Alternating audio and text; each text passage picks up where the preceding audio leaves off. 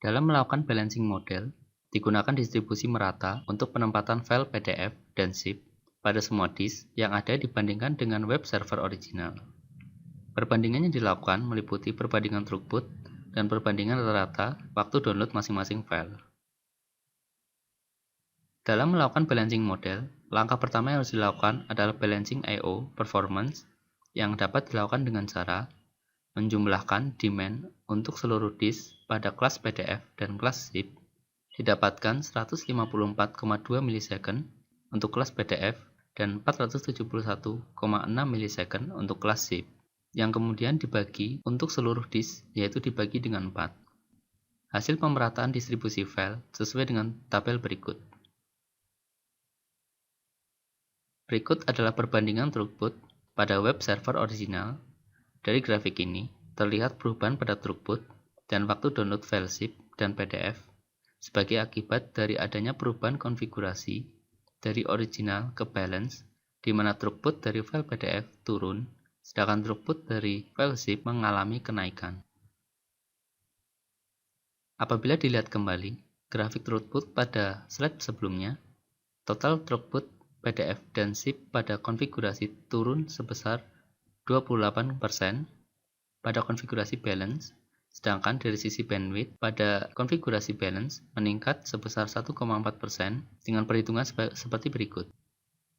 Di mana pada konfigurasi original sebesar 9384,72 kB per second dan pada konfigurasi balance sebesar 9514,96 kB per second. Dari hasil perbandingan ini, dapat disimpulkan bahwa konfigurasi balance lebih baik dibanding konfigurasi original. Berikut adalah perbandingan waktu download antara konfigurasi original dan balance.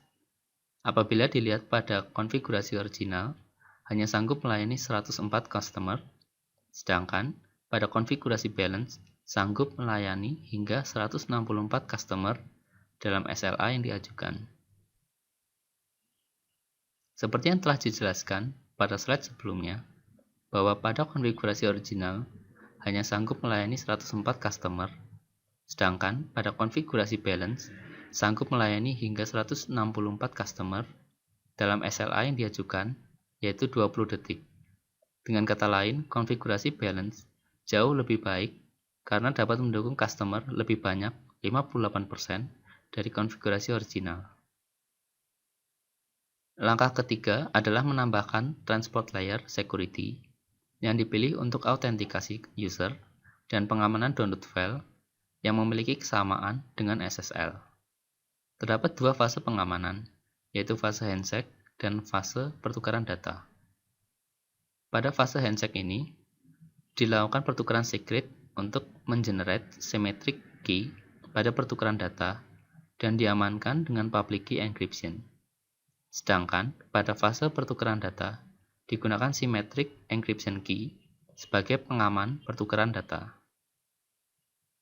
Dalam melakukan secure download, dibutuhkan waktu CPU, dan lamanya bergantung kepada ukuran key pada fase handshake, kekuatan enkripsi, dan algoritma pengiriman pesan pada fase pertukaran data. Yang variasi CPU time dan service demand berdasarkan kekuatan security-nya dapat dilihat pada tabel berikut ini, di mana semakin rendah level security, semakin sedikit waktu yang dibutuhkan, dan begitu juga sebaliknya.